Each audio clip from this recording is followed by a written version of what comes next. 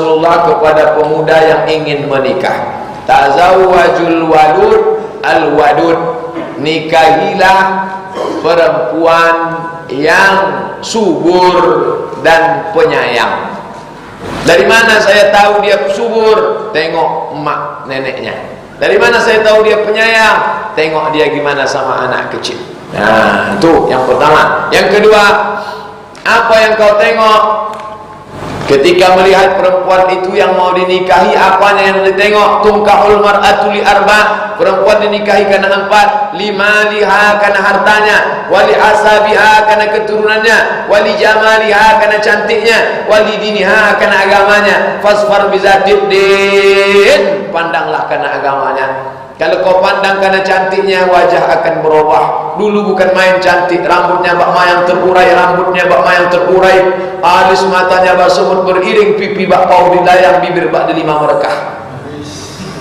Setelah 20 tahun hancur semuanya, babak belur. Maka lihatlah yang tak lapuk karena hujan, yang tak lekang karena panas. Fazfar bidzatid din, karena agamanya. Bapak ikut pengajian ini rajin dari mana ceritanya? Selalu ngantar istri pengajian, Pak Ustaz. Coba tengok, dia dapat hidayah karena istri pengajian, selalu ngantar istri pengajian, lama-lama tertarik ngaji, ikut ngaji. Gara istri, ini bisa dibalik. Bapak dulu hobi ngaji, hobi nyanyi? Enggak. Loh kok sekarang rajin karaoke? Gara-gara sering ngantar istri ke karaoke, Pak Ustaz. Jadi pengaruh istri ini luar biasa. Nah, bagaimana pula perempuan melihat laki-laki? Kalau laki-laki melihat perempuan, ini yang ditengok: bertakwa, subur, penyayang. Kenapa kita pilih yang penyayang? Supaya dijaganya anak kita. Jangan sampai kita pergi kerja digulai anak kita. Nah, cari dia yang penyayang. Nah, bagaimana pula perempuan melihat laki-laki? Idza ja'akum man tardawna dinahu wa khulquhu fazawwijuhu. Kalau datang ke rumahmu mau minang anak perempuanmu, maka kau pandang dua. Apa yang dilihat? Tardawna din, agamanya baik, wa khulquhu akhlak. Asal tengok agamanya bagus, akhlaknya bagus, nikahkanlah. Sekarang orang agama tak penting, akhlak tak penting. Yang penting dia datang naik apa? Oh, naik Innova terbaru, akhirnya dinikahkan. Belakangan tahu rupanya rental. Pertanyaan pertama yang ditanya, wani piro, maharnya berapa yang kamu sanggup? Masya Allah, menjual anak. Na'udzubillah. Ini anak ini kita nikahkan supaya dia menjadi keluarga sakinah, mawaddah, warahmah. Lahirlah anak cucu yang baik-baik. Itulah yang akan mendoa kita, Rabbana ighfir lana dzunubana wa liwalidayna warhamhuma kama rabbayana shaghira. Dunia ini mau dikejar kemana? Kemana mau dikejar dunia ini? Asiklah dikejar-kejar dunia. Boleh pengantin wanita memakai makeup? Boleh tak perempuan ini pakai make up? Apa hukumnya? Make artinya membuat, up naik ke atas. Itu artinya make up. Kalau turun, make down. Down please. Make up, naik ke atas. Apa mana naik ke atas? Angka dia sebetulnya 5, didongkrak jadi 8. Itu mana make up itu. Make, membuatnya naik ke atas. Hitam sebetulnya. Oh, bedak Kelly 3 inci. Putih, nama putih macam Jepang. Muka putih, tangan hitam. Jangan mau menipu diri. Jangan mau. Wala tabarrujna tabarrujal jahiliyatil ula. Janganlah kamu bersolek-solek jahiliyah. Ini dicukur loh semua bulu mata. La'anallahul washimat. Allah melaknat perempuan tukang buat tato. Wal mutashimat, tukang minta buatkan tato. Wal mutanammisat, mencabut. Banyak perempuan ingin seperti alis mata saya ini. Ustaz sulam alis di mana? Padahal dikasih saja. Saya tak pernah saya kasih apa-apa tak. Tapi saya tengok di TV katanya dikasihlah itu kemiri, dikasih minyak zaitun, dikasih madu. Cuman kalau madu awas-awas. Malam madu, setelah kasih madu buat itu kapur ajaib, tidak datang semua nanti. Pokoknya yang penting itu inner beauty. Inner beauty, kecantikan dari dalam. Umurnya sudah 45-50 tapi tetap tampak cantik. Kenapa? Kecantikan dari dalam. Yang lain itu kecantikan palsu. Wajah penuh dengan kepalsuan. Semuanya plastik. Dagu plastik, hidung plastik, pipi plastik, bulu mata pun plastik. Oh, lentik bukan main. Oh, ada orang bakar sampah kayu, plastik. Jadi make up nih, make up hanya boleh membuat yang tak layak jadi layak, membuat yang tak layak jadi layak boleh. Memang tak layak dia, memang tak layak. Cat macam hantu. Kalau sempat jumpa kita balik isya pingsan langsung. Lalu kemudian dikasihlah bedak yang menampakkan agak berwarna sedikit boleh. Tapi yang sudah normal menjadi abnormal. Bagus sudah wajah tuh, ditambah merah, biru, hijau. Wah, macam topeng monyet jadinya. Banyak pula perempuan sekarang itu menghias dirinya bukan untuk suaminya, tapi untuk suami orang lain. Dia berhias pergi undangan bukan untuk suami dia, untuk suami orang lain. Kalau lama betul bersolek ini untuk apa? Untuk siapa lupa. Kalau untuk suaminya tak pernah dia berhias. Inilah BCL, bini celaka. Bagaimana pendapat Ustaz tentang sorban? Apakah dia hanya budaya atau bagaimana? Soalnya Kiai Haji Mustafa Yaakob mengatakan pakai sorban itu budaya. Nabi SAW berwudu. Nabi berwudu. Lalu kemudian ketika berwudu, walam yanqud imamatahu, Nabi tidak membuka sorbannya. Ada satu hadis menyebut Nabi pakai sorban, walam yanqud imamatahu, saat berwudu dia tidak membuka sorbannya. Apa pelajaran dari situ? Pertama, bahwa boleh berwudu tanpa membuka sorban. Itulah dalil mazhab Syafi'i, air boleh kena sedikit saja. Kena sedikit saja. Yang kedua, Nabi tidak membuka sorbannya waktu wudu, berarti sorban itu dibawanya waktu sholat. Nabi sholat pakai sorban. Hadis yang lain, Nabi masuk ke kota Makkah, wa ala ra'sihi imamatun sauda. Saat Nabi masuk ke kota Makkah, Nabi memakai sorban warna hitam. Nah, jadi masalah sorban ini pakaian Nabi. Siapa yang pakai sorban bagus. Kenapa pakai sorban? Musim dingin sampai 0 derajat, ini kepala ini menusuk. Kepala ini menusuk seperti jarum, dinginnya minta ampun. Bagaimana supaya kepala ini panas? Itulah dililitkan sorban. Supaya panas. Kenapa Ustaz tak pernah pakai sorban? Banyak sebab. Yang pertama, saya mudah berkeringat, pakai peci aja berkeringat, apalagi pakai sorban. Tapi saya salut dengan jamaah pakai sorban, bagus. Pakai sorban itu bagus. Apakah orang yang bersorban dapat pahala? Ya, kalau niat dia mau mengikut Nabi Muhammad SAW, dapat pahala. Sorban sunnah. Ini tentang masalah hadis-hadis sorban. Hadis Nabi pakai sorban sahih. Dalam solat berjamaah, apabila makmum mengetahui bahwa imam batal solatnya, tapi si imam tak mau minggir, kenapa dia tak mau minggir? Apa yang makmum harus lakukan? Pertanyaan via streaming dari Solo. Kalau imam itu sudah batal, dari mana dia tahu batal? Wallahu a'lam bishawab. Entah terdengarnya kentutnya, Allahu Akbar, disangkanya makmum tak tahu. Padahal makmum pada selesai sholat ditanya, kau tadi kenapa tak minggir? Maaf, terlopeh. Maka dia wajib mufaraqah. Faraqah yufariqu mufaraqah. Dia wajib memisahkan diri dari si imam. Tak boleh mengikut imam yang sudah jelas ketahuan batal, kecuali imam itu tak ngasih tahu. Misalnya imam tu pengantin baru waktu subuh, datang orang ketuk pintu rumahnya, Pak Imam cepat, Pak Imam, masuk dia ke masjid, langsung dia jadi imam. Orang tak tahu bahwa dia belum mandi wajib. Nah, itu lain cerita. Kalau sudah zahir nampak jelas, maka wajib makmum itu mufaraqah, memisahkan diri dari imam. Selama ini kita memakai tafsir Ibnu Katsir, tafsir Al-Azhar, lalu ada tak tafsir yang langsung dari ucapan Nabi yang dibukukan? Tafsir Ibnu Katsir itu isinya hadis. Hadis itu ucapan Nabi, perbuatan Nabi, ketetapan Nabi. Jadi pertanyaan ini tak paham apa isi Ibnu Katsir. Karena tak paham itulah bertanya. Bagus daripada tak bertaham diam. Ada tak tafsir yang isinya penjelasan Nabi? Tafsir yang isinya penjelasan Nabi namanya tafsir bil ma'sur. Tafsir bil ma'sur yang paling bagus tafsir Ibnu Katsir. Karena tafsir Ibnu Katsir itu isinya hadis fatwa ulama. Jadi bukan isinya alur ra'yi, akal-akal, enggak. Itu isinya hadis. Hadis itu apa? Aqwalun, ucapan, wa af'alun, perbuatan, wa taqrirun, ketetapan Nabi.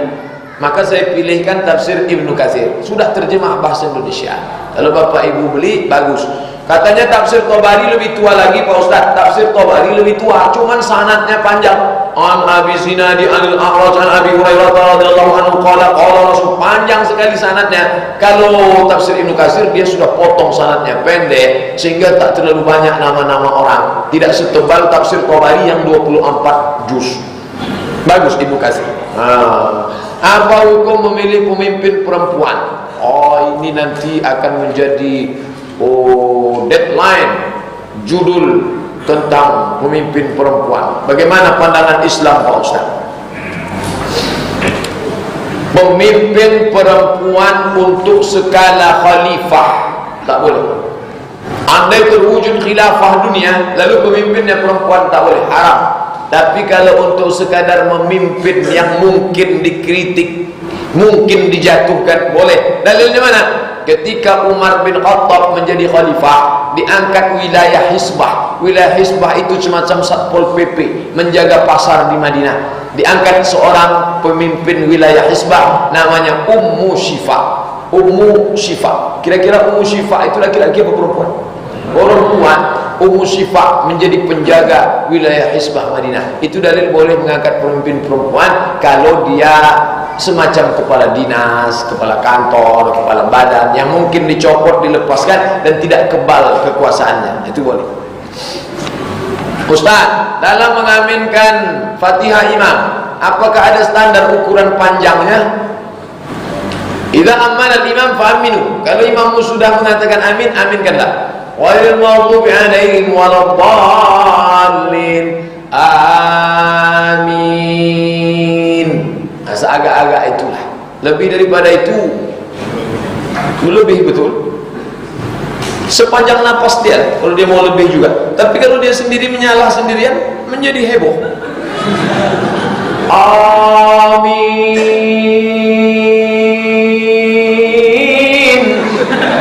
Ini lain kasih kawan nih gitu. Belajar di mana ini? Ini bukan masalah halal haram. Ini bukan masalah halal. Kalau Ustadz Abdul Somad masuk ke Masjid Nurul Islam pakai helm, haram. Datang saya ceramah, tiba-tiba nanti pakai helm. Assalamualaikum. Haram dah. Ini bukan masalah halal haram. Pantas atau tak pantas? Layak atau tak layak? Pakai helm datang. Assalamualaikum. Adapun judul kajian kita malam ini adalah keseimbangan antara helm dan hilim.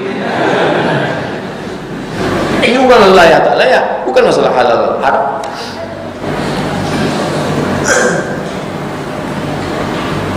Jika kita sholat berjamaah, lalu imam rukuk duluan sebelum Fatihah, kita selesai. Imam rukuk, kita masih baca Fatihah. Oh, cepat betul dia baca ayat nih. Apakah Fatihah kita putuskan di tengah? Ikut imam. Ikut imam. Ju'ilal imamu liyutamma bih. Imam diangkat untuk diikuti. Allahu Akbar. Ikut dia. Lalu bagaimana dengan bacaan saya? Al-imamu junnah. Imam penanggung jawab. Qiraatul imam, qiraatul makmum. Bacaan imam sudah menjadi bacaan makmum. Tapi ketika suasana normal, saya ikut mazhab Syafi'i, tetap baca Fatihah di belakang. Baca Fatihah itu tak lama, 15 detik selesai. Bismillahirrahmanirrahim. Alhamdulillahirabbil alamin. Arrahmanirrahim. Maliki yaumiddin. Iyyaka na'budu wa iyyaka nasta'in. Ihdinas siratal mustaqim. Shiratal ladzina an'amta 'alaihim ghairil maghdubi 'alaihim waladdallin. Pas 15 detik. Sekarang kita ukur ayat apa yang dibaca imam sehingga Fatihah tak selesai. Bismillahirrahmanirrahim. Inna a'tainakal kautsar fasalli li rabbika wanhar inna syani'aka huwal abtar. Pas 15. Dan yang pendek betul itu apa? Yasin. Allahu Akbar. Pendek betul. Mengapa Khalifah Rasyidin hanya ada 4? Abu Bakar, Umar, Utsman, Ali.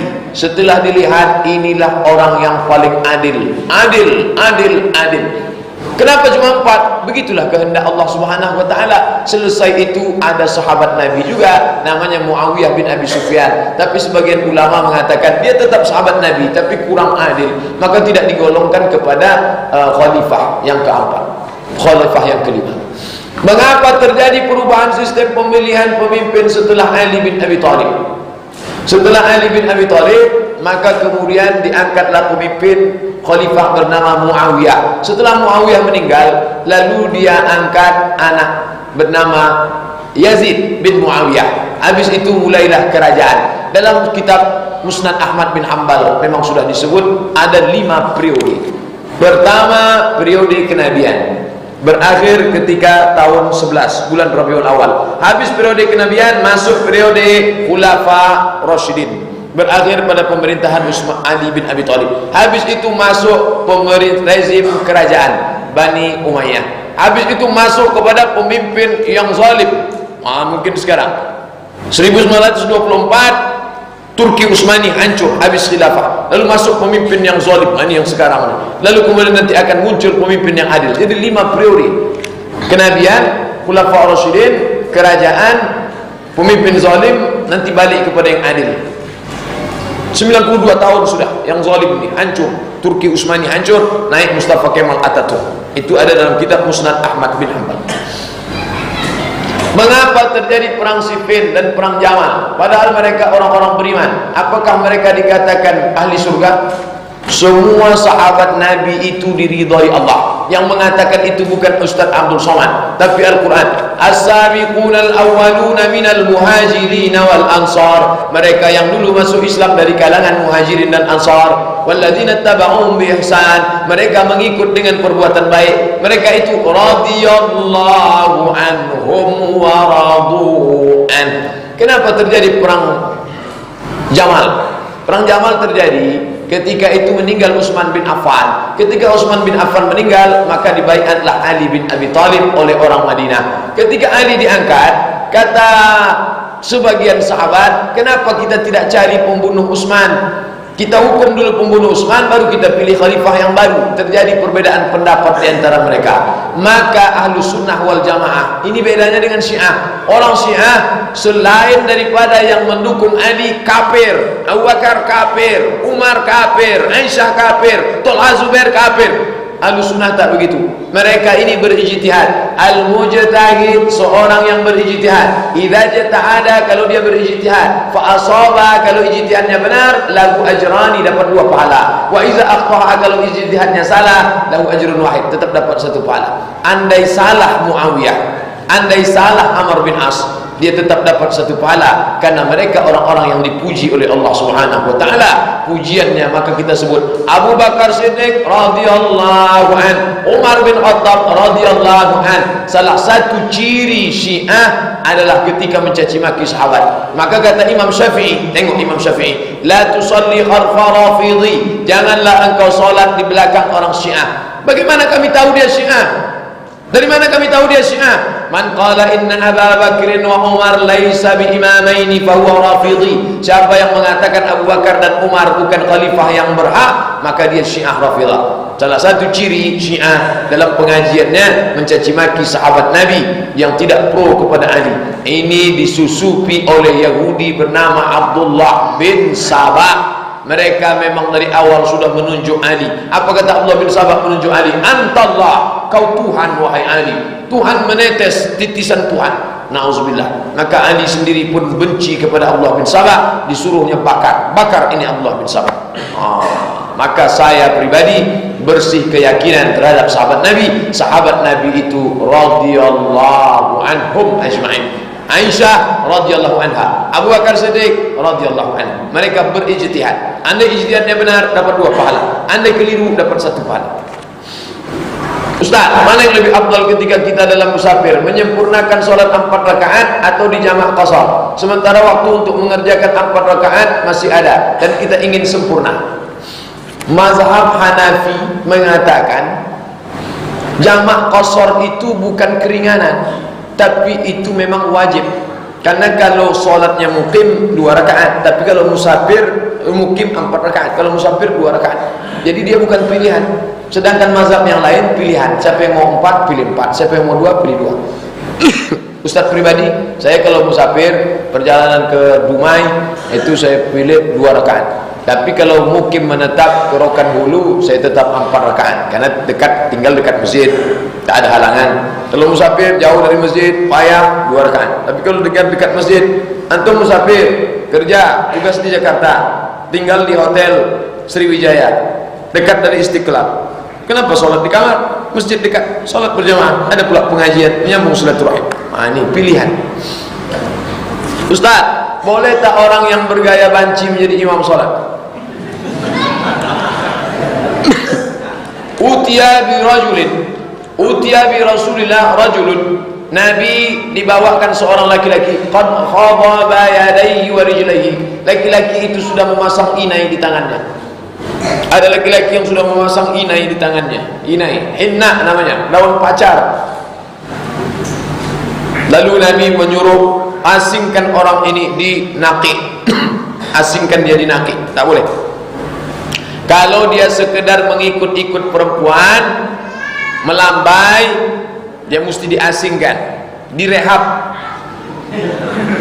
biar supaya dia balik jadi jantan. Buat di sini, rehabilitasi narkoba, rehabilitasi bencong. Judulnya Big Man, jadilah jantan yang perkasa. Kalau dia sudah sampai pada tingkat, maaf cakap, kenakalan homoseksual, hukumannya tak ada lain, pancung. Man wajadtuhu ya'malu amala qaumi Lut. Kalau kamu dapati dia melakukan perbuatan umat Nabi Lut, faqtulul fa'il wal maf'ul, maka bunuhlah yang objek maupun yang subjek. Pelaku dua-dua dihukum mati, pancung. Nauzubillah. Jadi kalau dia sekedar melambai, itu segera diobati. Masukkan dia kursus karate, sepak bola, tinju, hajar dia habis-habisan, sehat dia insyaallah. Umur para nabi terdahulu telah disebutkan sekian-sekian. Misalnya Nabi Nuh 150. Bagaimana cara menghitungnya sedangkan kalender masa itu belum ada? Apakah memang langsung Allah menyebutkan? Kalender masa sudah ada sejak Allah menciptakan langit dan bumi. Siapa bilang tak ada kalender? Inna iddatash syuhuri indallahi 12 syahran fi kitabillah. Sesungguhnya jumlah bilangan bulan 12 bulan. Yang tak ada itu bukan hitungannya. Yang tidak ada itu belum ada kalender Masehi, kalender Hijriyah. Itu yang tak ada. Adapun hitungan 12 sudah tertulis dalam Quran. Maka mereka menghitung, ditulis oleh para sejarawan. Kitab yang tertua tentang sejarah ini Tarikh Tabari. Imam Ibnu Katsir juga punya sejarah dari sejak Nabi Adam sampai zaman Ibnu Katsir, dari sejak awal manusia sampai zaman Ibnu Katsir. Nama kitabnya Al-Bidayah wan Nihayah. Belilah buku sejarah, bagus. Kalender penanggalan sudah ada, tertulis dalam Quran. Dalam satu tahun 12 bulan. Inna iddatash syuhuri indallahi 12 syahran. Sesungguhnya dalam hitungan bulan ada 12 syahran, 12 bulan fi kitabillah. Yauma khalaqas samawati wal ard, ketika Allah menciptakan langit dan bumi sudah ada, tertulis dalam Quran. Apa hukumnya bila imam salat berjamaah tidak mengucapkan atau tidak menyaringkan kalimat basmalah saat memperdengarkan baca surat Al-Fatihah? Apakah salat berjamaah itu sah? Apakah sebaiknya makmum melakukan saat terjadi? Apakah menghentikan salat berjamaahnya atau tetap melanjutkan?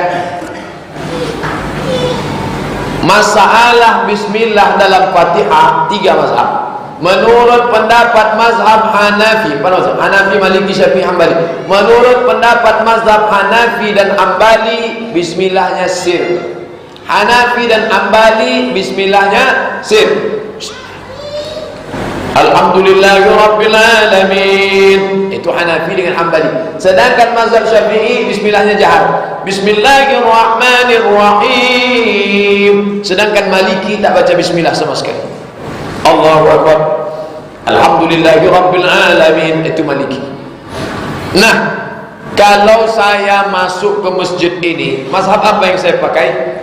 Asia Tenggara ini, Thailand Selatan, Moro, Filipina, ini mayoritas Syafi'i. Syekh Abdul Rahman Sudes, Imam Masjidil Haram, datang ke Masjid Istiqlal. Kita tahu Syekh Abdul Rahman Sudes Hambali, dia orang Saudi Arabia. Dia tak baca bismillahnya sir. Setiap Syekh Sudes jadi imam di Masjidil Haram, bismillahnya sir. Tapi ketika dia di Masjid Istiqlal, semua orang penasaran, gimana kira-kira bunyi Syekh Abdul Rahman Sudes? Bismillahirrahmanirrahim.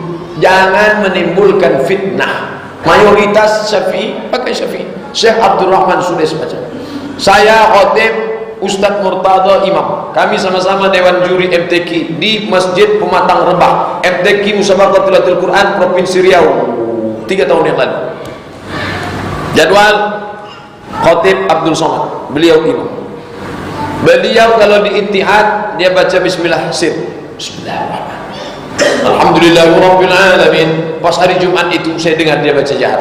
Bismillahirrahmanirrahim. Loh, kenapa jahar? Dia tahu di situ mayoritas orang Indragiri Hulu bermazhab Syafi'i, Melayu Syafi'i. Maka dia jahar kan. Dia paham fikih. Ini tentang masalah perbedaan mazhab. Tadi saya mendengar Ustadz menjelaskan Al-Quran melaknat orang yang baca kalau bacaan tajwid salah-salah. Itu di dalam hadis atau Al-Quran? Hadis. Rubbatalil Quran. Berapa banyak orang baca Quran, wal Quranu yal'anu, dilaknat oleh Quran. Rubbatalil Quran. Berapa banyak orang baca Quran, wal Quranu yal'anu, dilaknat oleh Quran. Berdosakah saya bila memarahi orang tua yang suka nonton acara gosip di TV? Pertanyaan via streaming dari Bandung. Kalau kita punya orang tua, niat baik disampaikan dengan cara yang baik. Beda ngasih tahu anak sama orang tua. Kalau anak, matikan TV. Sama orang tua tak bisa gitu. Matikan TV. Tak bisa. Ada akhlaknya, ada etikanya. Ma, ini tadi dari toko buku bagus loh ma bukunya. Apa bukunya? Ini coba tengok. Orang tua tak mau diceramahi. Kita tetaplah dipandang orang tua itu sebagai bayi kecil mungil yang 35 tahun yang lalu digendong-gendongnya. Tak mau dia diceramahi, maka kasihkan. Tengok. Ini ada ceramah bagus MP3 dari Ustadz Abdul Somad dari Riau. Coba dengarkan baik-baik. Jangan yang panjang tadi sampai 2 jam. Potongkan yang pas giliran itunya. Haram, haram. Terkejut-kejut dia. Niatnya baik, dipoles dengan cara yang baik, doa kepada Allah, insya Allah niat kita sampai. Ini jadi memarahi, ini kata memarahi. Orang tua tak bisa dimarahi. Apalagi kalau sudah 70, 80, itu udah hilang-hilang ingatannya. Tak bisa. Itu dia ada saja sudah alhamdulillah. Ada dia bersama kita, itu sudah banyak puji kepada Allah. Allah berikan kita bakti, dikasih kita tiket ke surga. Yang punya orang tua 60, 70, itu tiket ke surga. Jaga baik-baik. Ilzam rijlaiha fadhammal jannah. Urus tapak kakinya dapat surga. Ada seorang istri yang ingin sekali pakai jilbab, tapi suaminya tak mengizinkan. Apa yang harus dilakukan istri tersebut, Pak Ustaz? Panggil wali, bapak, datuk, paman, abang, adik, dudukkan masalah ini. Nak kemanakan? Dulu kalian menikah tidak taat beragama. 20 tahun yang lalu kau setan, dia iblis. Gara-gara itulah kalian jumpa. Tadi naik klub mana dulu juga. Sekarang dia sudah ngaji tobat, umur sudah lanjut, maka izinkan dia berjilbab. Nah, ini tuntunan syariat Islam. Kembalilah kau ke jalan Allah SWT. Kalian mau kemana? Emang nanti mau mati masuk mana? Dudukkan, ingatkan dia, ingatkan menantunya. Kalau segan mengingatkannya, panggil saya, nanti saya ingatkan. Buatkan acara kenduri, buatkan acara arisan, judulnya suami melarang istri pakai jilbab. Itu nama judul pengajian. Nanti kita Teman saya mengatakan bahwa keturunan dari Habib tidak boleh dinikahkan dengan orang yang bukan keturunan Habib kecuali yang pria. Apakah itu benar Pak Ustaz? Ini bukan tak boleh. Ini tradisi, mereka ingin menjaga supaya silsilahnya tak rusak. Maka kalau ada perempuan yang keturunan daripada Sayyid, maka biasanya dinikahkan dengan yang keturunan itu juga. Karena kalau dia nikah dengan orang lain, takut dia anaknya itu. Ini bukan aturan syariat Islam. Ini adat-adat para Sayyid yang merantau dari negeri Arab, keturunan. Tapi kalau yang laki-laki bisa nikah sama orang Melayu. Datanglah keturunan Nabi ini merantau ke Siak Sri Indrapura, menikah dengan Tengku Embung, anak dari Sultan Siak Sri Indrapura. Itulah kenapa cucu cicit kerajaan Siak itu kalau ditengok nasabnya sampai kepada Nabi SAW, karena ada seorang laki-laki menikah dengan anak Raja Sultan Siak. Makanya nama Sultan Syarif Qasim, Sultan Syarif Hasim. Syarif laki-laki, Syarifah kalau perempuan. Itu bukan, karena Nabi sendiri mengatakan tidak ada kelebihan. Memang mereka punya kelebihan nasab, keutamaan, tapi yang ditengok itu amal. Maka kata Nabi, kalau kanat Fatimah binti Muhammad saraqat, seandainya Fatimah anak Muhammad mencuri, laqata'tu yadaha, aku sendiri yang akan memotongnya. Tapi mereka dimuliakan, diagungkan karena nasab dan karena amal. Jangankan anak keturunan Nabi, Abbas bin Abdul Muttalib dimuliakan, Abdullah bin Abbas dicium tangannya. Kenapa? Karena punya hubungan kekerabatan dengan Nabi Muhammad sallallahu alaihi wasallam. Pak Ustaz pernah bilang orang yang bisa melihat jin itu matanya dimasuki jin. Bagaimana dengan anak indigo itu Pak Ustaz? Bukan hanya bisa melihat jin, tapi bisa tahu apa yang dikerjakan seorang di masa lalu. Bagaimana pandangan Islam tentang indigo ini Pak Ustaz? Mau indigo, mau pelbegu, itu dimasuki setan. Setan itulah yang membisikkan kepada dia, ini terjadi di masa lalu, ini begini. Setan, jin. Maka dia mesti diruqyah, ruqyah syariah supaya dia sembuh, supaya dia tidak diganggu lagi. Itu ada datuk-datuknya dulu yang berkawan dengan jin, lalu kemudian jin itu umurnya panjang, datuknya mati, jinnya hidup, bapaknya mati, jinnya hidup. Sekarang dia datang dia ke situ. Aku ingin menyambung MOU pada kamu, kata dia. Sambungnya balik, diceritakannya ini file-file datukmu, dia bisa tahu dia. Begitu datang, kamu dulu adalah sekolah sendiri. Ini siapa nih? Ustaz kami Abdul Somad. Ini dulu taman aliyah dari Madrasah Aliyah Nurul Falah Air Molek Negeri Hulu tamat 1996. Habis itu masuk GIN. Habis itu kok bisa tahu dia? Jin bisik kepada dia. Alladzi waswis. Maka dia diruqyah. Diruqyah beberapa kali, insyaallah hilang itu. Jin Islam. Apa hukum berkawan dengan jin? Apa hukum berkawan dengan jin? Kata Imam Ibnu Taimiyah dibagi 3. Kalau bisa macam Nabi Sulaiman.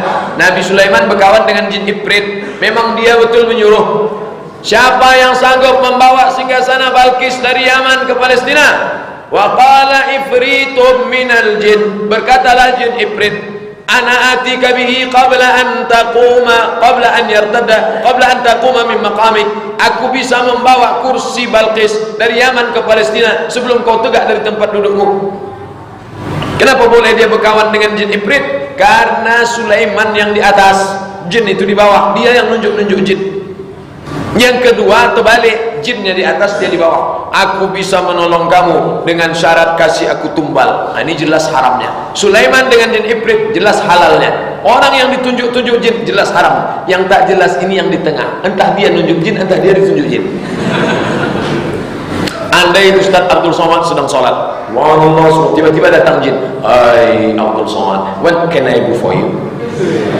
Maka saya akan bilang, aku tak perlu bantuan kamu, kawanku sudah banyak, 5.000 di Facebook.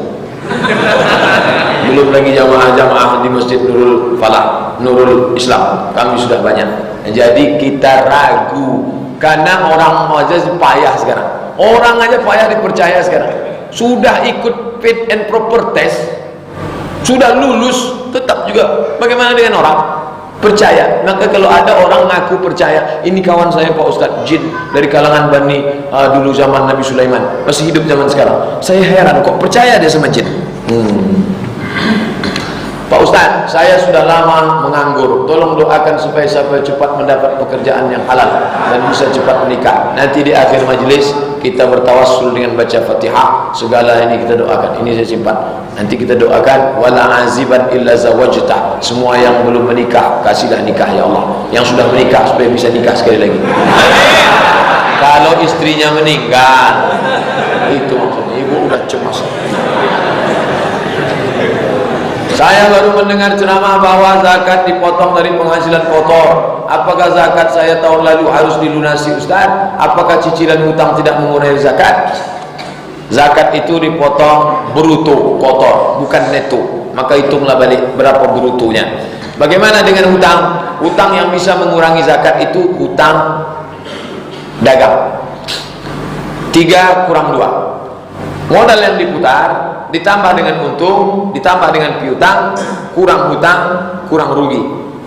Misalnya bapak buka toko, modal yang diputar tambah untung, tambah piutang, kurang hutang, kurang rugi. Yang dimaksud hutang di sini hutang yang terkait dagang, bukan hutang rumah, hutang mobil, hutang itu, hutang ini. Itu yang dimaksud hutang bisa mengurangi zakat. Hutang yang terkait dengan bisnis itu. Ada pun hutang rumah, hutang ini, hutang. Sekarang orang semua hutang. Ini hutang, ini hutang. Yang lunas cuma satu, bininya aja itu yang lunas. Pak Ustadz yang saya hormati, tentang kajian 2 bulan yang lalu yaitu bab sedekah. Orang yang semasa hidupnya bersedekah akan mendapatkan naungan di akhirat. Bagaimana dengan orang yang pelit, bakhil, nyaris tak pernah bersedekah semasa hidupnya, lalu setelah dia wafat istrinya dan anaknya rajin mengirim amalan sedekah buat dia? Apakah sampai? Kalau tak balik sampai. Apakah dia bisa mendapat naungan juga Pak Ustadz? Masalah dia dapat naungan saya tak tahu, tak ada hadis menyebut. Tapi masalah sedekah anak sampai ada dalilnya. Mana? Ummi matat, mak saya mati. Apa atasaddaqu anha? Bolehkah saya bersedekah untuk mak saya? Kata Nabi, tasaddaq, bersedekahlah. Ayu sedekatu afdal? Apa sedekah yang paling afdal? Saqyul ma, memberi air minum. Buatkanlah sumur bor, cari masjid-masjid yang kesulitan. Itu dari jarak Jambi Riau, itu sulit air. Banyak masjid-masjid yang tak ada tempat wudhu kering. Itu kata Ustaz Mustafa Umar. Buatkan sumur bor situ. Kalau untuk Riau, cari masjid-masjid yang pembangunan. Itu masjid Raudhatus Shalihin. Sumbangkan tiangnya itu masih terbengkalai. Untuk almarhumah emak saya, insya Allah sampai. Mudah-mudahan dibangunkan pula tiang sebesar itu di akhirat untuk dia. Amin. Bagaimana hukumnya saya meminjam uang dengan menggadaikan BPKB? Uang ini digunakan untuk beli motor. Gadaikan BPKB, dapat uang. Uang dibayar dengan uang. Rumusnya uang dengan uang berlebih haram. Uang dengan uang haram. Apa hukumnya bekerja dan jadi nasabah bank konvensional? Kata Syekh Yusuf Qardawi dengan ulama-ulama Saudi Arabia, oh mereka mengatakan haram, haram, haram, haram. Tapi bedanya kalau Syekh Yusuf Qardawi agak ringan sedikit. Kalau tak ada pilihan lain, kerjalah di situ. Tak ada pilihan lain. Pilihannya kalau tak kerja situ mati, anak tak sekolah, istri tak makan, diusir dari kontrakan. Kerjalah di situ. Tapi sementara itu carilah. Ibarat orang makan babi.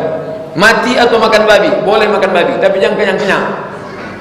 Makan babi secukupnya, agak secolek 2 colek makan. Sementara dapat pisang. Begitulah hukum daruratnya.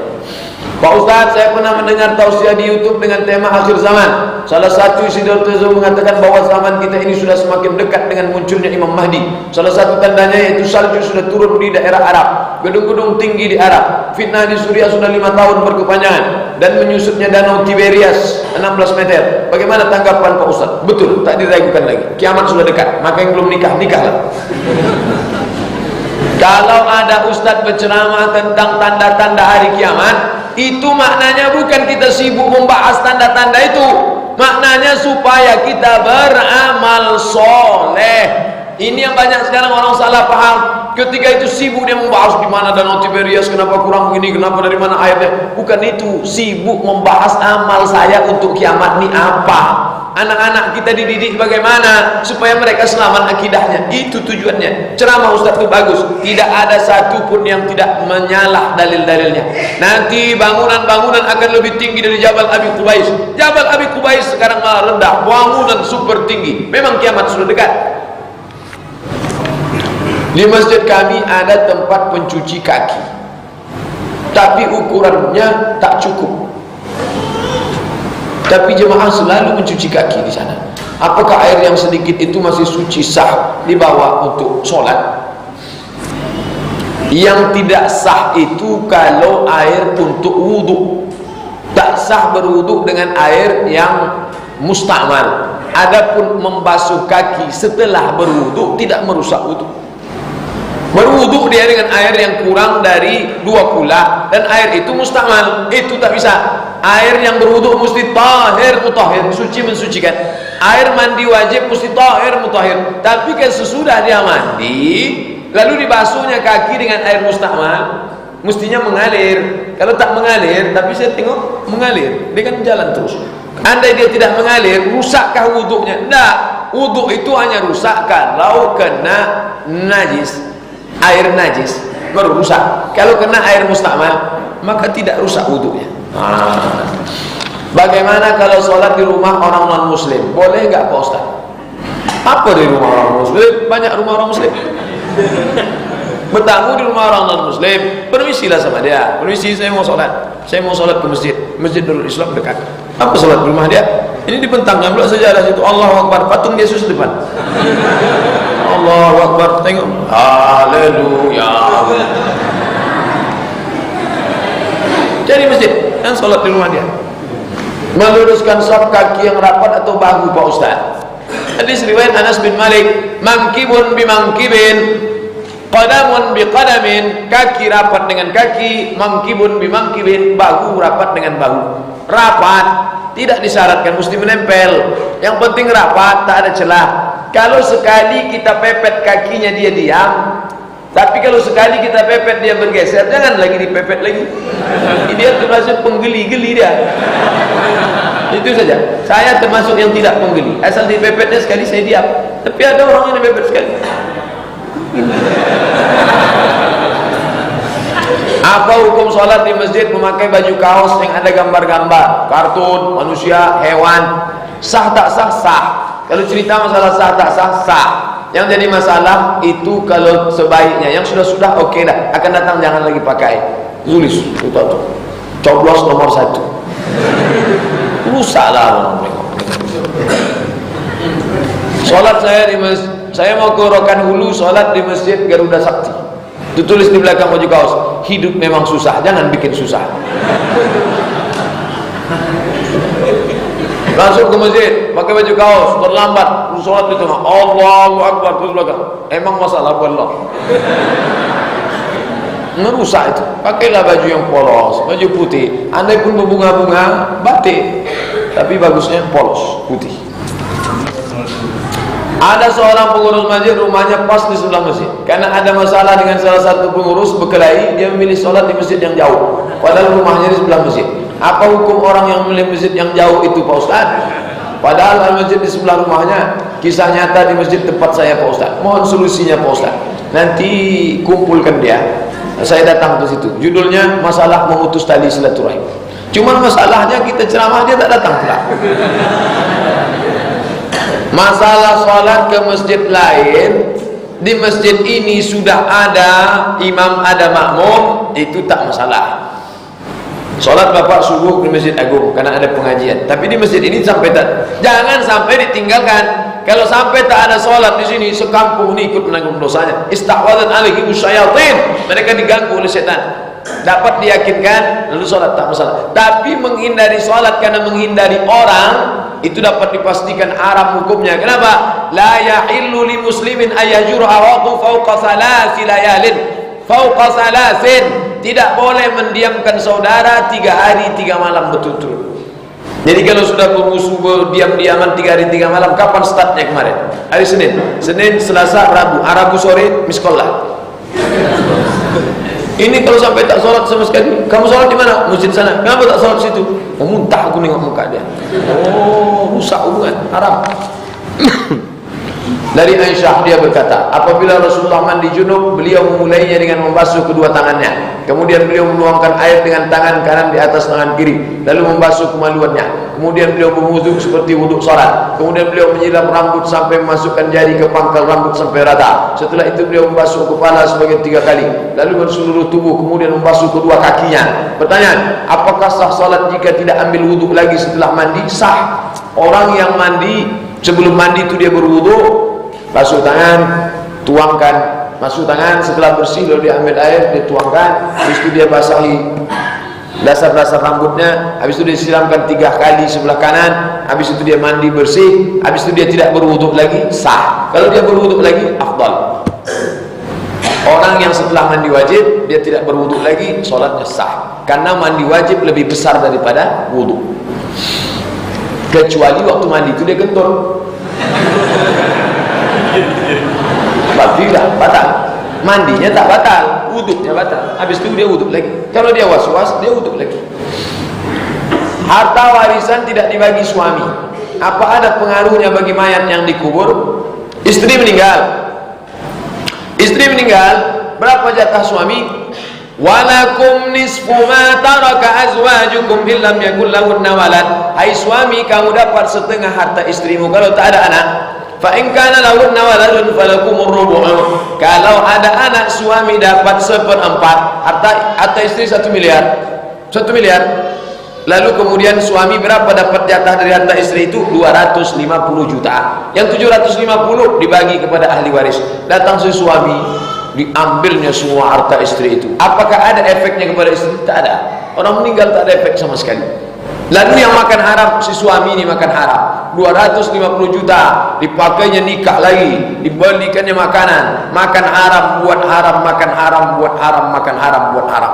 Maka sampaikan, bapak ibu yang punya arisan keluarga, buat arisan keluarga, judulnya pembagian harta warisan. Banyak orang tak paham sekarang. Kalau sudah istri meninggal, habis diambil suami. Suami meninggal, habis diambil istri. Ini tak betul. Makan haram, tak ada guna ibadah. Dibawa pergi ke Makkah, tawaf, sa'i, umrah. Labbaik Allahumma labbaik. La labbaik wala sa'baik. Kata malaikat, la labbaik, kau tak dapat panggilan. Wala sa'daik, kau tak dapat kebahagiaan. Zaduka haram, karena kau berangkat dari uang haram. Sampai kemana didoakannya pula, ya Allah berikanlah istriku kebaikan. Mana bisa, dia makan haram. Bersihkan dulu harta-harta ini, bagi harta warisan. Ini punya istri saya hanya dapat 1/4, sisanya itu bagi kepada ahli waris, walaupun anak kandung kita sendiri. Saya pernah dengar bahwasanya sejarah suluk diadakan untuk pelatihan zikir, dan niat dan manfaatnya baik. Tapi saat ini saya lihat orang-orang yang suluk di kampung saya, ujung-ujungnya hanya 2, Pak Ustaz. Kalau enggak putus gajinya menjadi gila, dan yang putus gajinya menjadi dukun. Berkostum ustaz. Dukun berkostum ustaz. Ahli mengobati tapi pengobatan bercampur kesyirikan. Hanya berbeda cara dengan dukun. Bagaimana itu Pak Ustaz? Mesti diperbaiki. Suluk yang asli dalam tarekat Naqsyabandiyah itu baik.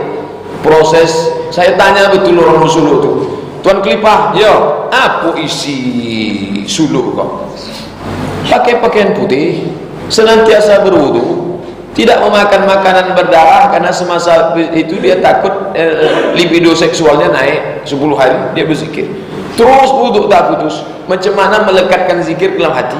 Yang pertama kali masuk itu zikirnya 5.000 kali, 5.000 sehari. Jadi dia macam pelatihan saja, pelatihan. Tapi kemudian karena syekh mursyidnya tak mengaji, tak betul, akhirnya yang datang tu bukan malaikat, syaitan. Maka setelah itu kalau tak gila jadi dukun. Ini mesti diluruskan. Yang batil-batil begini, ada namanya kejahatan spiritual. Inilah kejahatan spiritual, mesti diluruskan. Yang salah itu bukan kajinya, yang salah orang-orang yang menekuni bidang itu, merusak, menyesatkan. Pak Ustaz, bagaimana sholat yang tidak khusyuk? Pas sholat terpikir kejadian-kejadian di luar, masalah-masalah. Bagaimana hukum sholatnya Pak Ustaz? Yang pertama, sebelum sholat itu, pertama wudhu. Di saat wudhu itu sudah mulai dijaga hati khusyuk. Istighfar, hadirkan hati. Nawaitu rafa'al hadasil asghari istibahati salati fardhu alayya lillahi ta'ala. Aku berwudu menggugurkan hadas kecil karena Allah Subhanahu wa taala. Ambil air masukkan ke mulut, keluarlah dosa-dosa dari mulut.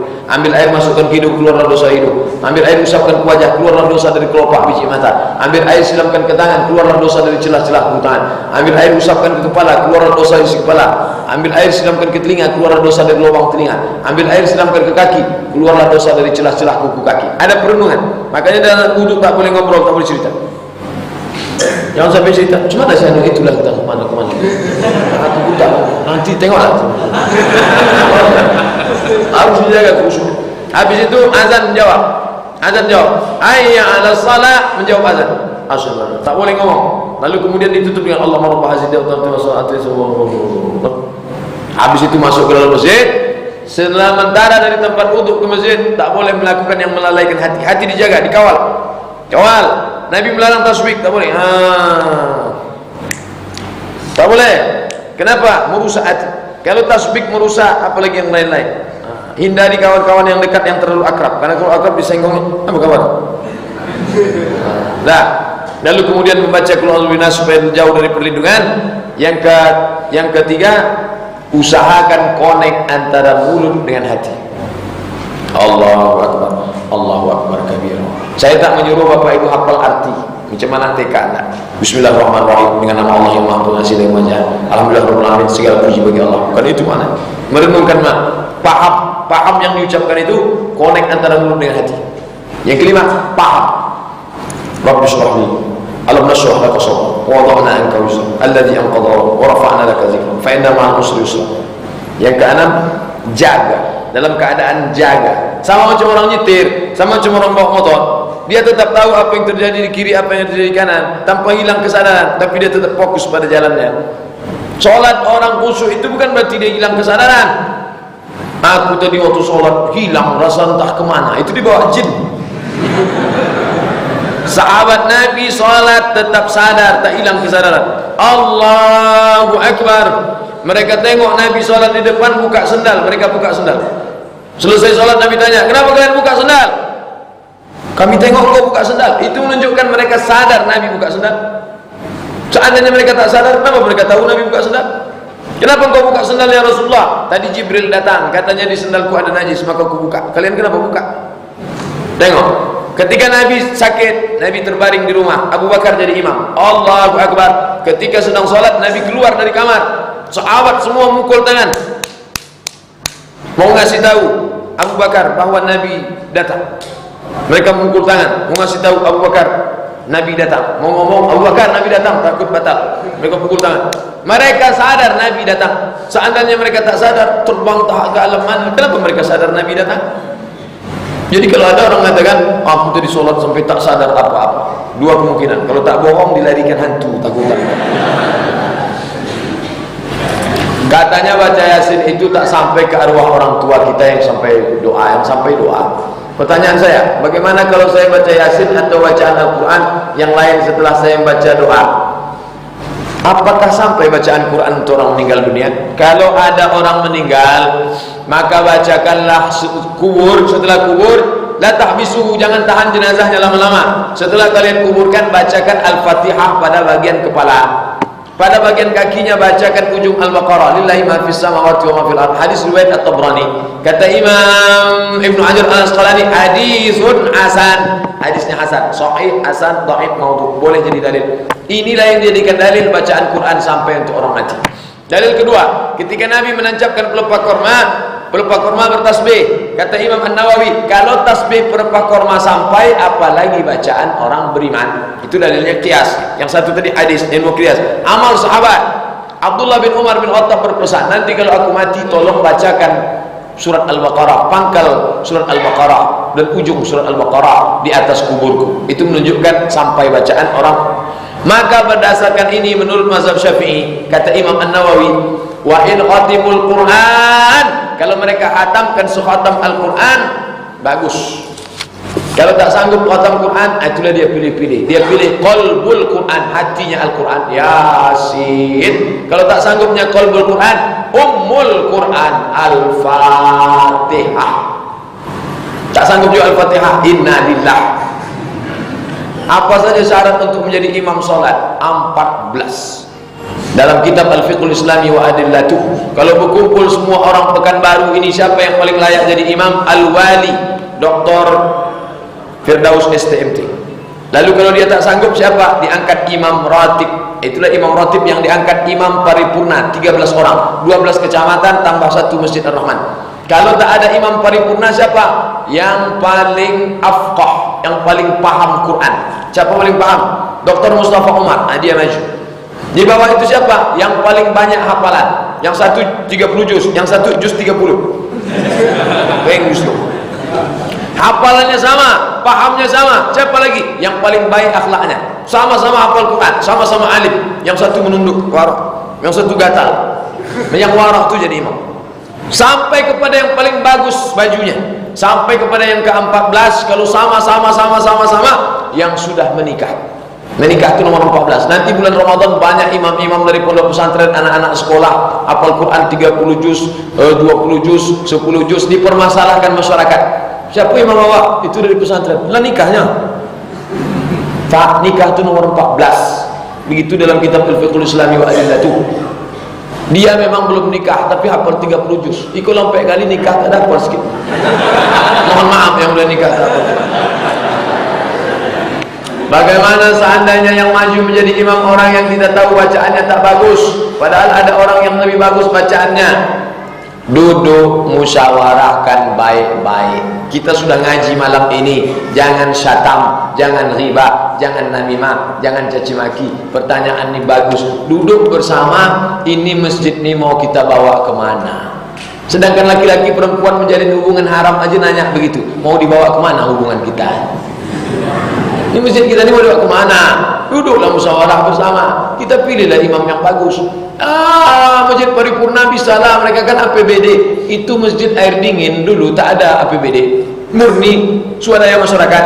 Mereka angkat imam satu dari Lombok, hafal Quran 30 juz, patungan masyarakat. Bisa, yang penting kemauan. Cari mahasiswa, cari hafiz Quran, alumni UIN, bisa. Apakah sah solat kita apabila bacaan imam tidak betul? Tengok dulu bacaannya. Kalau bacaannya merubah makna, rusak Al-Fatihah, batal Al-Fatihah, batal ayat, batal solat. Karena Fatihah rukun solat. Iyyaka na'budu wa iyyaka nasta'in. Kepada matahari kami menyembah, kepada matahari kami minta tolong. Jadi orang Jepang menyembah matahari. Alhamdulillahirabbil alamin. Pakai dot. Alhamdulillah, segala yang masam-masam bagi Allah Subhanahu semesta alam. Hamdu artinya masam. Maka betulkan bacaan. Apa pendapat Pak Ustadz tentang angkusaliyah? Angkusaliyah orang soleh, ulama. Yang jadi masalah orang-orang yang jahil, yang tidak mengerti, lalu kemudian dijadikannya sebagai pengusir setan. Kalau diletakkan gambar ini setan takut, kata dia. Oleh sebab itu maka itu yang terjadi pada ulama-ulama zaman dulu. Bisa jadi Abdul Somad 100 tahun ke depan dipasang orang fotonya di setiap rumah makan. Nampak foto Abdul Somad. Siapa? Angku Somad. Bisa jadi. Apakah Abdul Somad salah? Tidak. Orang setelah Abdul Somad itu yang mesti diluruskan. Mohon maaf sebelumnya, saya bertanya lagi yang saya tanyakan waktu bulan Ramadan berapa yang lalu, karena saya tanyakan saya tak sempat dengar jawabannya. Karena sampai jam, mohon maaf betul, ini pun paling bawah juga lagi. Karena saya cuma sampai jam 7.50. Sekarang belum 7.50. Untung tak lewat, kalau kelewat kena lagi saya. Belum juga Ustadz baca, karena lama menyampaikan pengumuman oleh pengurus. Karena anak dan suami ada di rumah, saya pulang. Sekarang suami saya ada di Masjid Raya An-Nur. Saya ibu rumah tangga, mau berkurban yang dengan uang usaha saya sendiri. Pertanyaan saya, nama siapa yang saya daftarkan panitia kurban? Nama suami apa nama saya? Ibu mau berkurban, hasil duit ibu. Ibu punya dua alternatif. Pertama, ibu ke masjid, Pak, ini kurban saya. Yang kedua, suamiku, memang duit ini duit aku, tapi kaulah imamku dunia akhirat. Aku pun memilih kau karena kau rajin sholat. Ini duitku serahkan pada engkau, engkaulah membayarkan ke masjid. Nanti bapak tu ke masjid dipakainya nama dia. Itu lebih baik. Duit tu dari ibu serahkan ke bapak, bapak ke masjid dipakainya nama bapak. Dapat satu keluarga. Kalau ibu ke masjid, nama ibu saja, tak dapat yang lain. Ibu tu saja dapat. Ibu mau ke mana? Aku mau ke masjid. Mau ke mana? Daftar kurban. Tak ada nama kami. Cari duit sendiri. Ini duit aku. Berarti ada sesuatu. Nah, begitulah yang paling bagus. Saya mau nama saya sendiri, tapi takut suami tersinggung. Udah saya jelaskan. Kalau suaminya ikut di sini, dia tak tersinggung, tapi sakit hati sikit ada. Dia dah tahu hukumnya. oh istriku pakai level yang tadi, dia sendiri bayar. Tapi kalau denda yang paling bagus itu, suamiku ini duit 2,5 juta untuk kurban kita, pergilah kau serahkan ke masjid. Nanti kalau pengurus tu nanya, pengurus tu tanya-tanya, pengurus tu nanya, datang suami, ini duit bapak apa istri bapak? Itu pengurus suka infotainment itu. Dengan jawaban sekarang saya sangat senang karena langsung didengar oleh suami. Insya Allah Islam itu tidak hanya masalah hukum, tapi ada akhlak, ada tipos lero, ada timbang rasa, ada kelembutan hati. Kelembutan hati istri suami itulah yang membuat mereka merekat abadi sampai mati. Yang mengikatnya itu waja'ala bainakum mawaddatan wa mawaddah fisik, rahmah kasih sayang. Kalau kita tengok ada datuk nenek 70 tahun tetap berjalan gandeng sama, itu yang ada itu apa? Rahmah, kelembutan, saling menutupi kekurangan, mencintai, berkasih sayang, rahmah. Kertas terakhir, tapi inilah yang paling panjang. Bapak ibu yang ada urusan tak apa-apa. Assalamualaikum Pak Ustaz. Waalaikumsalam warahmatullahi wabarakatuh. Mau nanya lagi, saya dulu diajak bermain sama saudara laki-laki yang bukan sekandung. Oke, saya kira hanya sekedar main, tapi tidak tahunya saya diajak ke penghulu. Terus saya dijadikan saksi calon istrinya yang tidak saya kenal. Ya, dia jadi saksi nikah. Apa hukumnya dan apa yang harus saya lakukan? Sedang sekarang saya sudah dikaruniai anak satu. La nikah, tidak sah nikah illa biwaliyin, kecuali ada seorang wali, wa syahidai adlin, 2 orang saksi. Sekarang diajak main-main sampai ke rumah itu, rupanya mau dijadikan saksi. Kalau dia menjadi saksi itu dengan penuh kesadaran, tidak ada paksaan, dan dia orangnya tidak fasik, orangnya adil. Syarat saksi harus la nikah, tidak sah nikah illa biwaliyin, kecuali dengan wali, wa syahidai adlin, 2 saksi yang adil. Sekarang banyak orang menikahkan anak, tak penting adil, yang penting pejabat, supaya kenang foto-foto, tengok kau nikah dulu saksinya orang hebat, padahal fasik. Nikah yang dinikahkan oleh saksi yang fasik maka tak sah. Cari orang yang adil, menjauhi dosa besar, menghindari dosa kecil, menjaga marwah muru'ah, itu adil.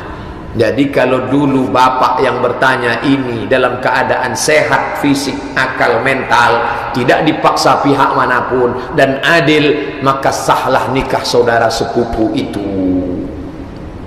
2. Kalau pakai alat kontrasepsi, hubungan suami istri haram apa tidak Pak Ustaz? Maaf cakap. Berat saya menjawab, karena ini ada ibu-ibu mungkin sebaya dengan mak saya, dengan pakcik makcik saya, tapi karena ini masalah fikih saya jawab. Berhubungan kelamin menggunakan alat kontrasepsi, apakah balon, apakah apa namanya pil, maka itu boleh. Dalilnya mana? Dalilnya Nabi membolehkan azal kepada sahabat. Azal itu apa? Maaf cakap, mengeluarkan sperma di luar kemaluan istri, namanya azal.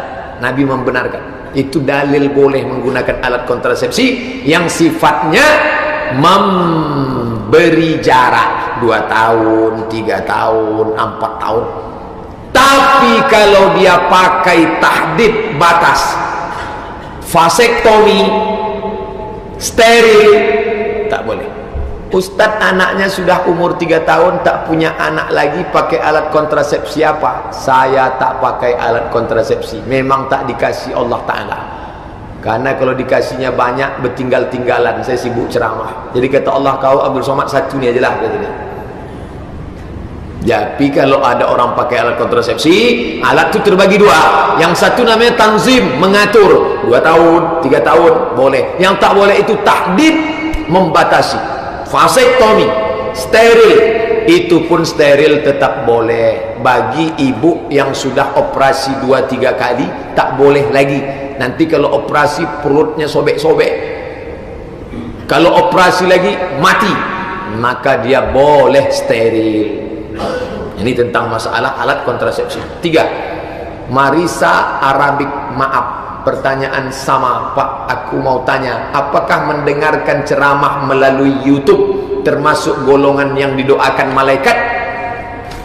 Man salaka tariqan, siapa yang melewati suatu jalan, yaltamisu fihi ilman, dia mendapatkan ilmu di jalan itu, sahalallahu lahu tariqan ilal jannah, Allah memudahkan jalannya ke surga. YouTube, Twitter, BBM adalah alat, bisa jadi pisau untuk memotong ayam, memotong itik, tapi juga bisa memotong urat nadi batang leher. Gunakan alat itu untuk yang baik-baik, maka mendapatkan amal jariah. Yang menguploadkannya mendapatkan pahala mengalir. Mati Abdul Somad yang menguploadkan ceramah itu, kalau tidak hancur maka dikopi berapa sudah jamaah. Saya ditelepon jamaah dari pulau-pulau tertinggal, terisolir di Indragiri Hilir. Ustadz Abdul Somad ini, betul ceramah Ustadz sudah saya download 170 judul, saya masukkan ke CD, saya cetak, saya bagi ke orang di kampung saya. Bayangkan itu, amal jariah yang tetap mengalir. Siapa yang Abdul Somad sekalipun tak pernah menguploadkan ceramah itu, jamaah semua menguploadkan. Maka di akhirat nanti jangan heran Abdul Somad belakangan masuk surga, yang menguploadnya lebih dulu masuk surga, karena mereka amal jariahnya. Abdul Somad cuma sekali ceramah, itu diulang sampai ada khutbah itu yang sudah diputar orang 100.000 kali. 100.000 kali. Padahal saya ceramah yang dengar cuma 100 orang, itu pun 50 tidur di masjid lain. Masjid ini semangat semua, luar biasa. Assalamualaikum Pak Ustadz. Waalaikumsalam warahmatullahi wabarakatuh. Puasa Ramadan kemarin saya lagi puasa, jam 7 pagi saya batuk, tak berhenti-henti batuk, tenggorokan gatal sekali. Terpaksa saya minum air hangat, lalu hilanglah batuk. Lalu saya teruskan puasa. Sah apa tak puasa? Tak sah, karena sudah minum. Minum itu adalah salah satu membatalkan puasa. Jadi bagi saudaraku yang mengajukan pertanyaan ini, caranya gantilah puasa ini, fa'iddatum min ayyamin ukhar, ganti di hari yang lain. Nah, jadi besok gantilah puasa ini. Besok niatnya nanti malam sahur, ya Allah, aku berniat mengganti puasaku yang batal kemarin. Kalau kita mati tak mengganti puasa, mati dalam keadaan meninggalkan hutang. Man mata, siapa yang mati wa alaihi siyamun, punya hutang puasa, soma anhu waliyuhu, maka ahli warisnya wajib melaksanakan puasa untuknya. Saudaraku yang mengirimkan pertanyaan ini, gantilah puasa yang tinggal. Assalamualaikum Pak Ustadz. Waalaikumsalam warahmatullahi wabarakatuh. Saya kagum dengan ilmu Allah yang dikaruniakan kepada Pak Ustadz Abdul Somad. Saya minta ridhonya dari Ustadz atas video di YouTube yang saya copy. Sering saya catat untuk dijadikan referensi atas materi dalam pengajian mingguan di lingkungan saya, Tasikmalaya, Jawa Barat. Jazakumullah khairan. Menjadi amal jariah insyaallah. Amin ya rabbal alamin. Assalamualaikum Pak Ustadz. Waalaikumsalam. Di kampung saya di Siak ada bahkan sering orang berzakat fitrah langsung ke mustahik. Yang saya mau tanyakan, apakah boleh zakat fitrah itu langsung ke mustahik tanpa pakai amil? Boleh. Dalilnya, zaman Nabi dulu, habis sholat subuh pagi hari raya, orang pulang ke rumah mengambil gandum, masukkan ke karung, lalu dicari fakir miskin. Mana fakir miskin? Langsung serahkan. Begitulah praktek zakat fitrah dulu. Karena wajibnya zakat fitrah itu dari sejak azan maghrib puasa hari terakhir sampai khotib naik mimbar, yang waktunya hanya 13 jam saja. Adapun bapak yang membayar hari 15 puasa, hari ke-27, itu boleh, tak salah. Tapi kalau ini semua nanti orang Pekanbaru begini, nanti tak ada pemerataan. Ada fakir miskin yang rajin duduk di tepi jalan dapat 3 karung, yang di rumah tak dapat sama sekali. Maka yang sudah kita laksanakan dengan pakai amil, terprogram, terstruktur, itu sudah baik, tak salah. Tapi yang menyerahkan langsung sah. 7. Apakah Ustadz pernah bermimpi Nabi Muhammad? Saya tak pernah bermimpi jumpa Nabi Muhammad sallallahu alaihi wasallam. Andai pun jumpa, tak perlu saya ceritakan, karena kalau saya ceritakan maka akan naiklah Siapa itu? Itu Ustaz Somad yang udah jumpa Nabi itu. Sedangkan tak jumpa Nabi aja udah melambung-lambung dipuji orang. Kalau ada bapak ibu adik-adik berjumpa menimpi Nabi, nampak Nabi, kira-kira setelah mimpi itu makin istiqomahkah, makin rajin bangun malamkah, makin rajin ibadahkah, atau semakin jadi tukang bual ke sana kemari? Aku sudah jumpa Nabi, aku sudah jumpa Nabi, aku sudah jumpa Nabi.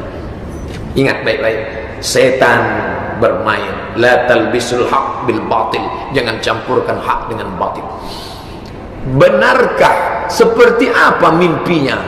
Benarkah apabila kita berlaku maulid dan Isra Mi'raj itu tidak menjaga sunnah Nabi murni? Karena pelaku maulid tidak bisa mimpi bertemu dengan Rasul. Mohon penjelasannya Pak Ustaz.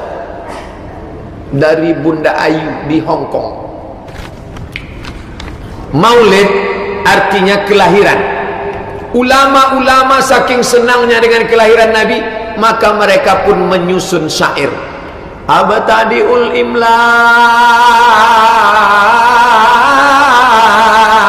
abismidzatil aliyah mustadirra faidal barakati ala ma ana lahu wa aulah. Itu namanya syair Al-Barzanji. Datang lagi ulama dari Yaman, ditulisnya syair namanya syair Simtud Durar. Datang lagi ulama dari Arab, menulis syair namanya syair Burdah. Itulah namanya syair maulid. Lalu syair itu dibaca. Setelah dibaca, mengucapkan salawat. Sallallahu ala Muhammad sallallahu alaihi wasallam marhaba, dan seterusnya. Haramkah melakukan itu? Tengok dalil. Datang sahabat memuji-muji Nabi, namanya Hasan bin Sabit. Seandainya tak boleh, pastilah Nabi marah. Hei Hasan, diam, jangan puji. Tapi Nabi membiarkan. Datang satu sahabat lagi namanya Uqbah, dia memuji Nabi. Nabi bukakan burdah. Burdah itu kain yang ditengkuk. Bapak yang pakai kain ditengkuk, itu namanya burdah. Kalau kain itu ditengkuk, namanya burdah. Kalau kain itu dililitkan di kepala, namanya imamah. Kalau kain itu dilengketkan di kepala, namanya ghutrah. Burdah, imamah, ghutrah. Nabi membuka burdahnya, dikalungkannya ke sahabat. Makanya syair pujian Nabi disebut syair burdah. Burdah, karena Nabi pernah memberikan burdahnya kepada sahabat yang memujinya dengan syair. Tak ada salahnya. Jadi yang suka membaca maulid syair memuji Nabi, tak salah. Puji-pujian kepada Nabi, mudah-mudahan dengan pujian itu mendapatkan syafaat. Asal jangan ada riya, sombong, rusak amal. Yang istiqomah buatlah, tak jadi masalah. Ustaz, sampai kapan umat ini tidak sibuk membahas khilafiyah? Memangnya zaman Imam Syafi'i tak ada khilafiyah? Ada. Memangnya zaman Imam Syafi'i, Imam Hanafi, Imam Hambali? Ada. Sampai kapan berhenti Pak Ustaz? Sampai dunia kiamat. Cuman bedanya saja frekuensinya. Jadi Pak Ustaz akan bahas khilafiyah terus. Asal ditantang orang, kita keluarkan dalil. Asal ada masalah, dijawab. Tak capek Ustaz menjawab. Jawab kan sebentar. Memangnya lama jawab ini? Tak lama. Sampai kapan? Sampai Israel datang. Asal Israel datang, berhentilah. Jadi kalau ada Ustaz, saya sudah capek jawab ini, itu berarti dia minta Israel datang. Beramal ni tak lama, ceramah ni tak lama, solat ni tak lama, bangun malam tu tak lama, berzikir tu tak lama. Sementara Israel datang. Asal sudah Israel datang, amal berhenti. Kata Kiai Huzairan dari Pondok Temboro. Itu Kiai Huzairan yang ngomong, almarhum, punya pondok yang paling ramai orang hafiz Quran, hafil hadis. Apa kata beliau? Beramal itu enggak lama. Kalau Israel datang jam 10, dia sampai situ, habis itu mati. Jawab pertanyaan ini pun tak lama. Begitu juga. Tapi kami lama duduk Pak Ustaz, balik tak apa-apa. Hadis Nabi, yang pemilik kedua sendal celakalah kamu, lepaslah kedua sendalmu. Apakah hadis ini masih berlaku di zaman sekarang Pak Ustaz? Kalau karena angkuh, karena sombong, maka berlaku sampai kapanpun. Karena yang menjadi ilat sebabnya bukan sendalnya, tapi angkuh sombongnya. Maka orang yang pakai sendal mewah, pakai pakaian, tapi kalau dia pakai hanya untuk menjaga kaki dari tali ayam, maaf cakap, dari kotoran, apa salahnya? Tapi kalau dia pakai sombong, sebentar-bentar baju koko, bentar-bentar ini Pak Ustaz takut kena ini Ustaz tahu tak berapa? 2 juta nih Pak Ustaz. Padahal 200.000 dapat 200.000. Bapak ibu yang sudah punya budget ingin beli baju 2 juta, ini duit 2 juta 2 juta, ya. Ada baju harganya 200.000, belikan 200, yang 18 tetap pakai. Untuk apa? Fakir miskin. Begitu caranya. Jangan itu harta habis tak dibawa mati. Baju koko bisa dibawa mati, yang 200 di dunia, yang 18 di akhirat. Belikan baju anak yatim, fakir miskin, orang susah. Assalamualaikum Ustaz, saya putra dari Aceh. Bagaimana cara memulai ta'aruf? Dan harus kenal dulu sama wanita tersebut baru bisa ditanya orang tuanya. Karena pacaran berdosa. Jadi saya takut kalau kenal sama cewek. Mohon penjelasannya Pak Ustaz. Nampak perempuan itu, di mana nampaknya? Di kampus. Tengok dia di fakultas apa. Oh, fakultas Saintek. Lokalnya di mana? Lokal. Cari siapa kawannya di situ. Itu ada orang mau datang bertamu ke rumah kamu, dia mau jumpa, dia orang baik itu, rajin pengajian, maka datanglah ke rumah bapak ibunya. Pak, saya ini ada niat baik, mau meminang anak bapak. Kalau bapak sudi kiranya selesai ini saya bawa orang tua saya kemari, akan saya pinang. Kamu mau pinang dengan apa? Ku pinang dengan bismillah Pak. Iza ja'akum man tardawna dinahu, kalau datang kepada kamu orang yang kamu suka agamanya, wa khuluquhu, baik akhlaknya, fazawwijuhu, nikahkanlah dia dengan anak laki-laki yang datang baik itu. Illa taf'aluhu, kalau tak kamu lakukan, takun fitnatun fil ardi wa fasadun 'arid, akan terjadi kerusakan yang amat sangat besar di atas muka bumi Allah. Maka nikahkanlah. Begitu prosesnya, sederhana saja. Tidak terlalu jelimet ribet. Pacaran 2 tahun penuh dengan kepalsuan, kebohongan, bawa mobil rental, makan rumah makan mewah, duitnya ngutang, cakapnya lembut, basa-basi, fotonya putih, bedak keli 2 inci. Jujur saja, jangan ada dusta di antara kita. Begitu. Lihatlah bagaimana Nabi Musa dengan anak gadis Nabi Shu'aib. Tak lama-lama, hanya dari tempat sumur ke rumah. Dari sumur ke rumah berapa jauh? Dekat. Begitu sampai di situ, langsung anaknya bilang, hai ayahku Shu'aib, ya, kalau kau mau mencari laki-laki, mau pengembala kambing, inilah orangnya. Inna khaira man istajarta al-qawiyul amin. Kalau kau mau mencari pekerja, inilah orangnya, qawi, kuat, amin, amanah. Dari mana kau tahu? Tadi waktu mau menggeser batu besar di dekat sumur, dia sendiri yang geser, ya. 30 orang geser tak bisa, Musa sendiri menggeser. Maka saya tahu dia kuat. Dari mana kau tahu dia amanah? Waktu kami sedang jalan tadi di gurun pasir, kami di depan, dia di belakang. Tiba-tiba angin bertiup kencang, nampak pakaian lekuk tubuh kami. Dia pun maju ke depan, kami ke belakang. Tak perlu lama-lama, ini sampai kenalan, habis sudah. Kalau ada sensor cap jempol, nampak semua jempol di badan. Pacaran-pacaran tak usah.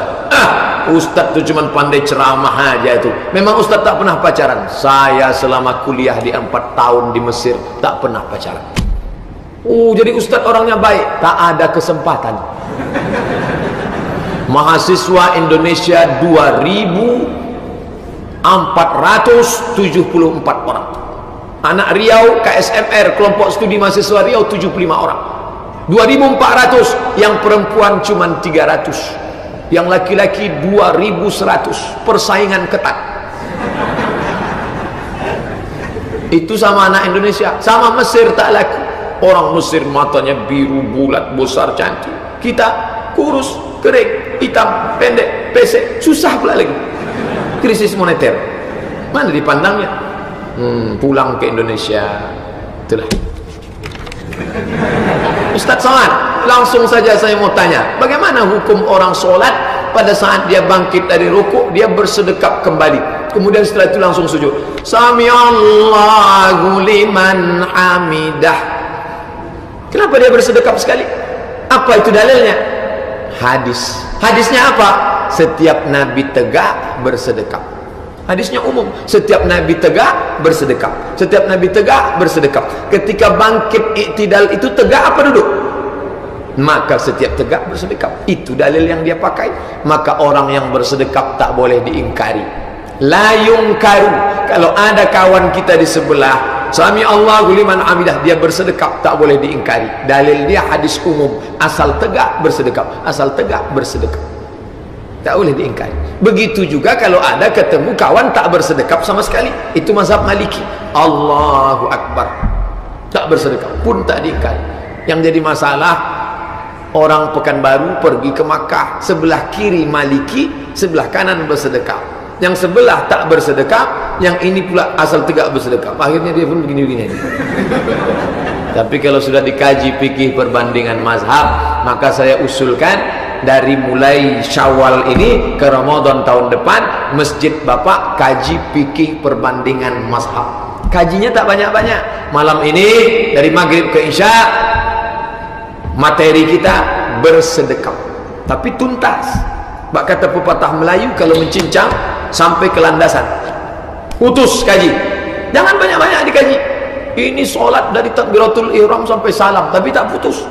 Kaji kita pendek saja tentang masalah bersedekap. Supaya orang tak bingung.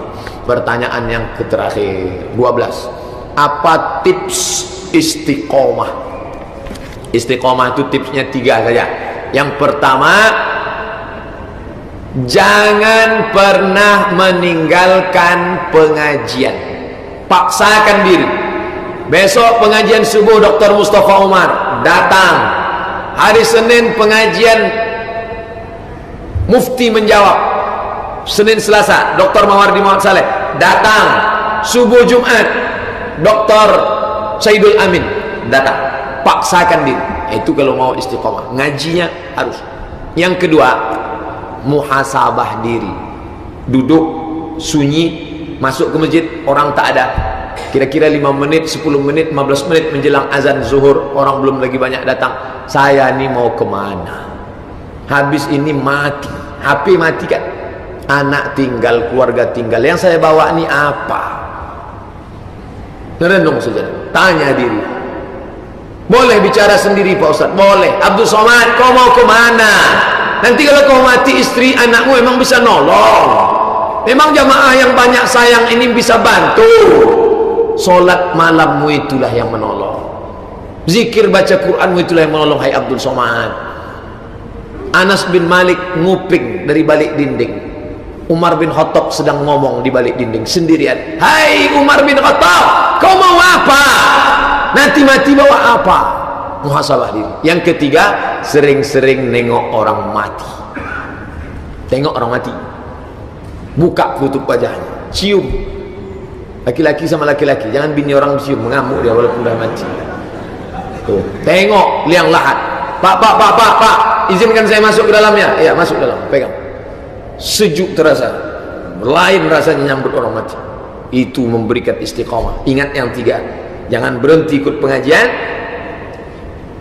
muhasabah diri, sering-sering nengok orang mati.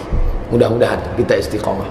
Ada saudara kita yang operasi, ada saudara kita yang sakit, ada saudara kita yang hatinya sedang gundah gulana karena perselingkuhan, karena perkelahian. Mari kita berdoa kepada Allah. Ala hadhihi niyah. Al-Fatihah.